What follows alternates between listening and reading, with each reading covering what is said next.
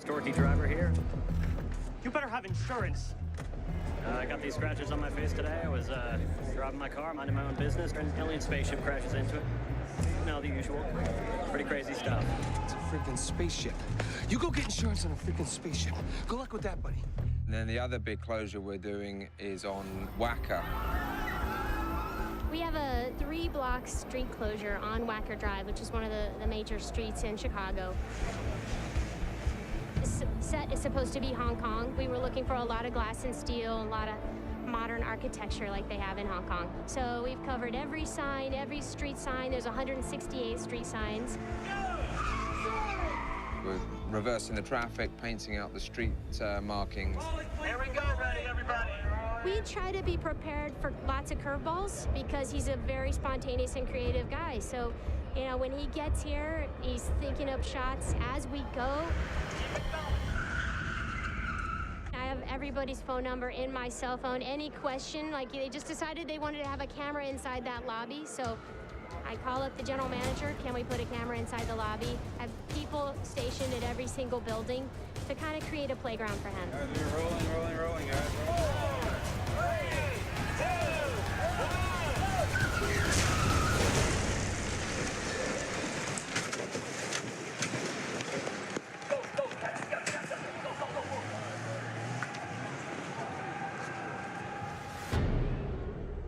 The city call it Lakeside, and it's the old US Steel site. Nothing there anymore. It's a 600-acre leveled site really close to Chicago. The only thing that remains are the iron ore walls, which were so hard and so substantial that it broke the machine that tried to take it down. That's why they're still standing. We're looking at that blue band right there. Blue band. Okay, here we go. Hey, Mark. Mark. Ready. And 21,000.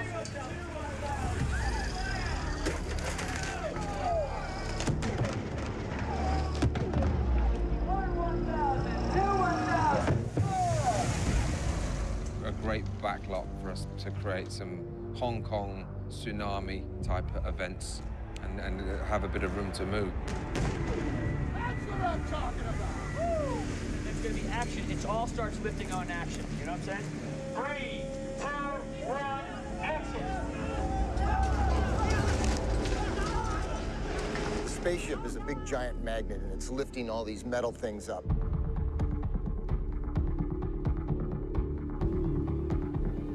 So it lifted the bus up, we had rigged on its side, lifted up, rolled it over, and the stunt people fell out through breakaway glass windows onto the ground.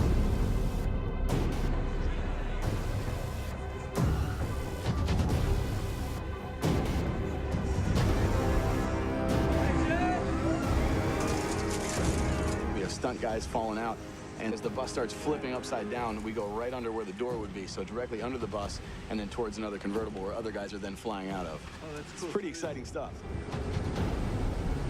You have people literally within inches, not only running by the cart, but also falling on top of the cart or falling right in front of the cart. So a little bit of avoidance there, plus keeping a smooth path with the camera. It's a pretty exciting deal.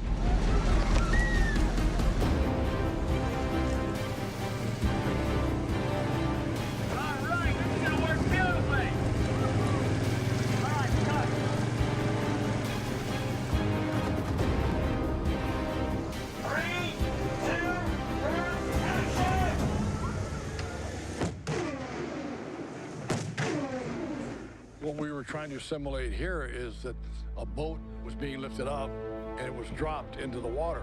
Everything we did was the splash. And we had come up with this concept of using those tanks because you need to get a lot of water a lot of times. So dump tanks have been around since the beginning of movies. It's, you know, it's a device, holds a lot of water, lets a lot of water go at one time. John Fraser built 6 of these dump tanks, 11,000 gallons each, and there's 6 of them up there with big trap doors that are fired by cutting a cable and dumping all the contents at once. You need a lot of head pressure. Those tanks are 40 feet in the air. So when you let that water go, it moves things. Are you pulling all of them? You're looking out that way, and then you say back up, right away, okay? You go in. 3, 2, 1, and action.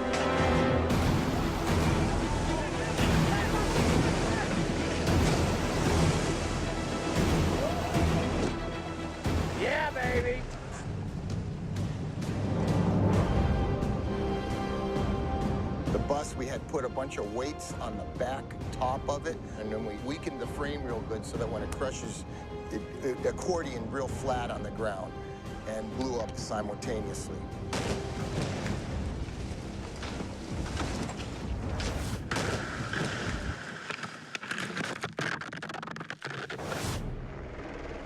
So this is the grand finale. We're supposed to be in Hong Kong, but we're at the Damon Silos, which is state-owned property for sale off the north side of the 55, going out of Chicago. Quiet, guys. Let's roll on this 40, okay? Quiet. Ready, and dust, and boom! As long as we left it in a safer or as safe condition as found, we could do pretty much anything we liked. Okay, let's go hot, please. Going hot.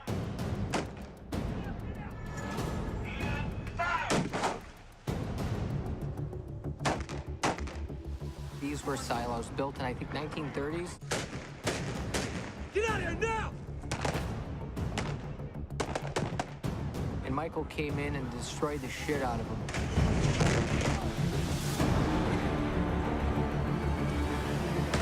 Basically brought his chaos to Chicago.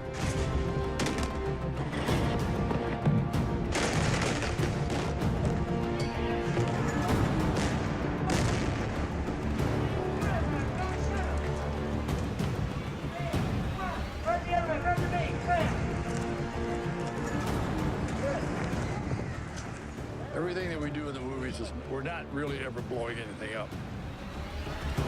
I got it! I got it! We're simulating. Oh, my God. Oh, my God. The helmet's filled. When we blew up the two walkways that connect the silos, that was the real deal. They did ask us if we could drop the walkways when they knew that we were interested in shooting there. It just turned into a big gag for us that's pretty big and exciting. And what happens, though, is when you're doing the real deal, that's when you really have to be careful, because that's when things fly. I wouldn't be any closer than this. That's a real heavy-duty causeway. They used to transport the grain through it on big conveyors. It's 8 feet wide, it's 10 feet high, 3 inches thick of concrete all the way through. And I had to go up with a concrete saw. We cut it in 3 places just to make sure that when it fell, it would all break away. Everybody to stay out of the set. Everybody to stay out of the set. All right, let's roll video. All right, we need to roll high moves. Roll the high moves. Then we blast it and down she falls.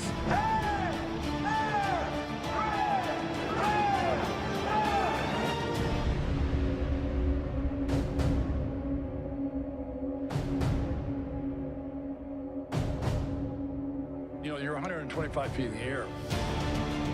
You don't want to have the fire department or any of the special effects crew members to run up those stairs and put out a fire. So we ran our own sprinkler system in the whole building. And then as soon as the explosion went off, the water was right there. We just revved up the pumps and put all the fires out. And those are things that you do just to make everything safe.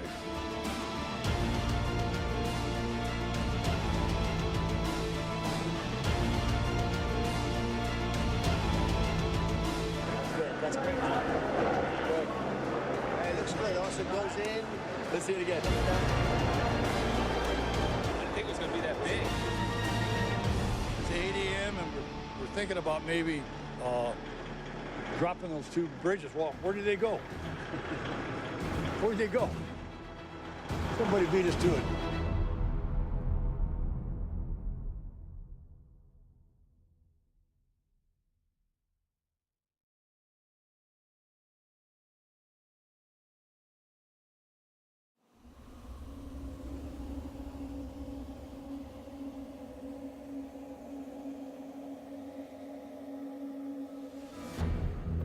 Yet another situation where I thought, okay, Michael's finally lost it.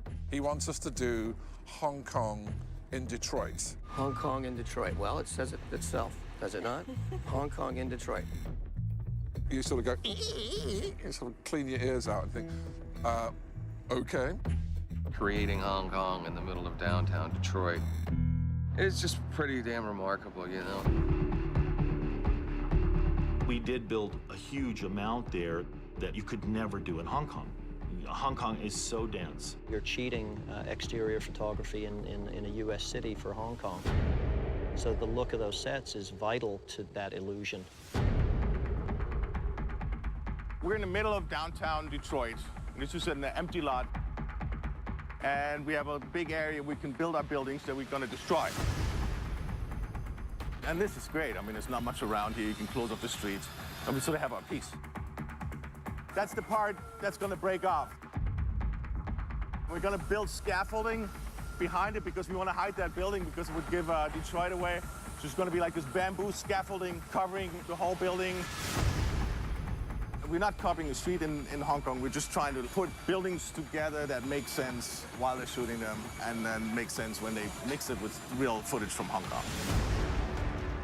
And part of filming in an environment like this is we have different entities, including the Detroit People Mover. We just wrapped that. If you look at it, it's in Chinese. It runs about every 2 to 5 minutes, and they're willing to work with us while we're filming here. So they're actually going to be a big part of our set. We built a lot of things that could be knocked down because, you know, you got 50-foot dinosaurs going through Hong Kong. They're going to knock a lot of stuff down. It's not a city built for dinosaurs. For us in the construction end, it's very important to have that coordinated effort between the art department and us in construction because we have a tendency to like to build things straight and true. And in this particular instance, this thing's been aged. The buildings have to look like they're deteriorating. So it's a matter of how much age, how deteriorated the buildings need to look. And in this case, what we did is we did a series of 1x3 plan-ons, and then we put lath over it. So it gave that broken away look. And this here, of course, is not real rebar because it could be a safety issue. We had 4 or 5 weeks working with construction, putting bullet hits in the walls. They would build a partial set, and then we would go in and put what we call the cavity or the mortar. And then we would put our explosive charge in that cavity. We have to run wires down each one of these holes, number, label them. Then we'll go back and put our swibs in, some debris. And then they would plaster over that. When it's detonated, it gives you that illusion that we've made this big hole, but the hole is already there. So we're gonna walk over to the noodle shop right now. These were very difficult to make, and Kevin Kropp, one of our set dressers, one of our buyers, figured out how to do this. Exhibit A, first trial at making noodles, shredding paper towel through a shredder. It seemed to work from a distance, but then we'd have to paint them and weigh them down because they would blow too readily. So step B was to come up with something that had more weight and that the color was right. These are 48-foot long runs of rubber bands used to power model airplanes. The idea was based on images, references that Jeffrey found of noodles hanging from the rafters, essentially, of these noodle shops in China. And then the other part of the equation was a noodle making machine. So it was just a matter of gathering found parts. These are old conveyor belts. These are valve covers from a car engine, used as chain guards, a couple of pistons, and voila, we have a noodle shop. So our first day in Detroit. Michael said, okay, so here's your path. Don't crowd my Steadicam when the explosion goes, which means stay this side of the Steadicam. You're gonna go round here, take a left there, go forward a little bit more. We're gonna see the 2 explosions through that circle. We're gonna go to them. We were like, okay. The circle's here. You're gonna find your place towards your dad. You're gonna go to the other side. And then you go round there and follow that post round. Jack, you cut in this way. Mark, come wide. Come in here. You're gonna go to this mark right here. I'm gonna shout missile. When I shout missile, you duck. Boom! That thing goes. You guys then cut in this way. So we were like, okay, yeah, that's fine. Okay. Because one thing I love about Michael Bay is that he really gets into the trench with his troops. Ready in 3, 2, 1, action! All right, come on, we gotta wait to get behind Hound, all right? Once we started shooting outside in the Hong Kong set in Detroit,